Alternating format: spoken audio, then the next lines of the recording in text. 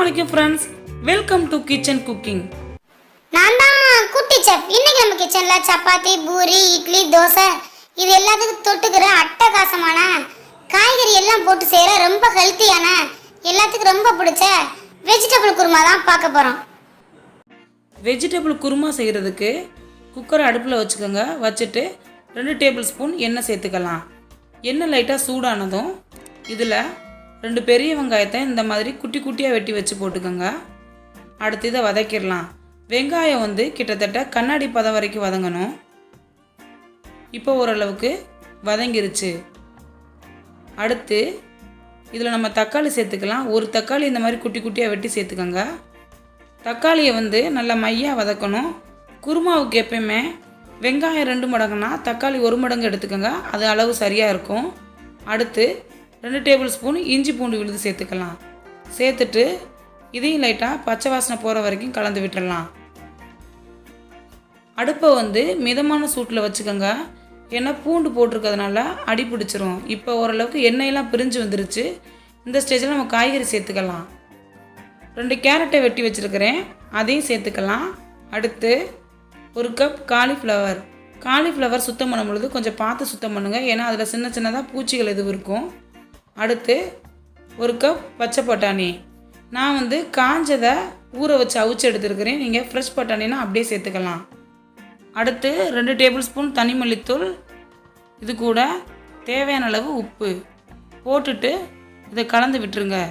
Vegetable குருமாவுக்கு இந்த காய்கறின்னு கிடையாது, நீங்கள் உங்களுக்கு விருப்பப்பட்ட காய்கறி எது வேணாலும் சேர்த்துக்கலாம். நிறைய காய்கறி சேர்க்க அதோட சத்து ஃபுல்லாக உள்ளுக்கு இறங்கி ரொம்ப சுவையாக இருக்கும். இது ஒரு 3 நிமிஷம் போல் அப்படியே வதங்கட்டும். அதுக்குள்ளே நம்ம குருமாவுக்கு தேவையான தேங்காய் பேஸ்ட் ரெடி பண்ணிடலாம். அதுக்கு ஒரு மிக்ஸி ஜாரில் 2 டேபிள் ஸ்பூன் சோம்பு சேர்த்துக்கோங்க. அடுத்து ஒரு 10-12 மிளகு சேர்த்துக்கோங்க. சேர்த்துட்டு 1 டீஸ்பூன் அளவுக்கு சீரகம் சேர்த்துக்கலாம். அடுத்து 1 டேபிள் ஸ்பூன் அளவுக்கு கசகசா. அடுத்து ஒரு பட்டை, 2 ஏலக்காய், 3 கிராம்பு இதையும் சேர்த்துக்கலாம். அடுத்து ஒரு பாதி போல் தேங்காவை இந்த மாதிரி வெட்டி வச்சுருக்கிறேன், அதையும் சேர்த்துக்கலாம். சேர்த்துட்டு இதில் ஒரு 1/2 டீஸ்பூன் அளவுக்கு மஞ்சள் தூள். அடுத்து காரத்துக்காக 2 பச்சை மிளகாய் போட்டுட்டு இதை அரைக்கிறதுக்கு கொஞ்சமாக தண்ணி ஊற்றிக்கலாம். இதை நல்லா மையாக அரைக்கணும். இல்லைன்னா நம்ம மசாலா திப்பி திப்பியாக இருக்கும். அப்போ குருமா சாப்பிடும் பொழுது நல்லா இருக்காது. இந்த மாதிரி அரைக்கணும். இப்போ நம்ம அரைச்ச மசாலாவை உள்ளுக்க சேர்த்துக்கலாம். ஃப்ரெஷ்ஷாக அரைக்கிறதுனால அதோட டேஸ்ட்டே ரொம்ப வித்தியாசமாக இருக்கும். அடுத்து இதுக்கு தேவையான அளவு தண்ணி ஊற்றிக்கலாம். கடைசியாக கொஞ்சமாக புதினா மல்லி சேர்த்துக்கோங்க. லாஸ்ட்டாக சேர்க்கறதுனால வாசனை ரொம்ப நல்லாயிருக்கும். இப்போ இதை கலந்து விட்டுருங்க. இங்கே ஃப்ரெஷ்ஷாக மசாலா அரைக்க டைம் இல்லாட்டி 2 table spoon garam masala, 1 table spoon மிளகாய்த்தூள், அதோட தேங்காய் பேஸ்ட், இது 3 சேர்த்திங்கன்னா அளவு சரியாக இருக்கும். இந்த ஸ்டேஜில் உப்பு காரம் எல்லாம் சரியாக இருக்கான்னு செக் பண்ணிக்கோங்க. குருமாவுக்கு காரத்தை விட மசாலாவோட வாடை தான் கொஞ்சம் அதிகமாக இருக்கணும். அப்போ தான் நல்லா வரும். இப்போ நம்ம இதை மூடி வச்சு 2 விசில் விட்டுறலாம். இப்போ எனக்கு ப்ரெஷரெல்லாம் நல்லா ரிலீஸ் ஆயிடுச்சு. ஓப்பன் பண்ணி பார்க்கலாம் எப்படி வந்திருக்குன்னு. நல்ல வாசனையாக இருக்குது. குருமா செய்கிறது ரொம்ப ஈஸி. நீங்கள் டக்குன்னு செய்யணும்னா குக்கர் யூஸ் பண்ணிக்கோங்க.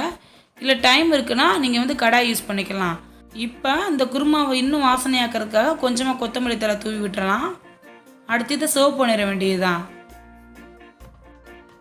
கண்டிப்பாக அந்த ரெசிபி நீங்கள் ட்ரை பண்ணுங்கள். ட்ரை பண்ணிட்டு எப்படி இருக்குன்னு கமெண்ட்ஸில் சொல்லுங்கள். இது வரைக்கும் நம்ம சேனலை சப்ஸ்கிரைப் பண்ணாதவங்க சப்ஸ்கிரைப் பண்ணுங்கள். அப்படியே பக்கத்தில் பெல் ஐக்கான் இருக்கும், அதையும் கிளிக் பண்ணுங்கள். அப்போ தான் நான் போடுற வீடியோ உங்களுக்கு உடனே சேரும். இப்போ நம்ம இதை டேஸ்ட் பண்ணலாம். பார்க்கும்போதே எம்மி. இந்த வீடியோ உங்களுக்கு பிடிச்சிருந்துச்சுன்னா மறக்காமல் கிச்சன் குக்கிங்க்கு சப்ஸ்கிரைப் பண்ணுங்கள்.